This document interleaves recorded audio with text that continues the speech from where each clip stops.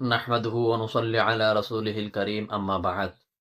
আজকে আরেকটি গুরুত্বপূর্ণ দোয়া নিয়ে এসেছি, সেটি হলো ঘুম থেকে জেগে ওঠার দোয়া।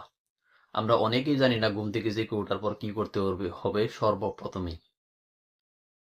তাই আজকে এই দোয়াটি নিয়ে এসেছি।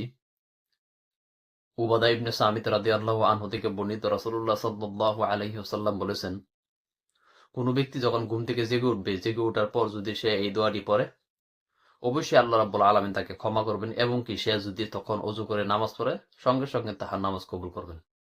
আর এই দোয়াটি সহিহ বুখারীতে উল্লেখ রয়েছে। দোয়াটি আপনার স্ক্রিনে লক্ষ্য করুন। দোয়াটি হলো, লা ইলাহা ইল্লাল্লাহু ওয়াহদাহু লা শারীকা লাহু লাহুল মুলকু ওয়া লাহুল হামদ ওয়া হুয়া আলা কুল্লি শাইইন কাদির।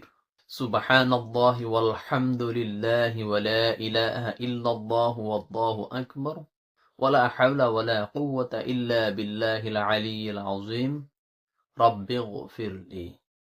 অর্থাৎ, একমাত্র আল্লাহ ছাড়া কোনো ইলাহ নেই, তার কোনো শরীক নেই, রাজত্ব ও প্রশংসা সকল কিছু তাহারই, আর তিনি সকল কিছুর উপর ক্ষমতাবান।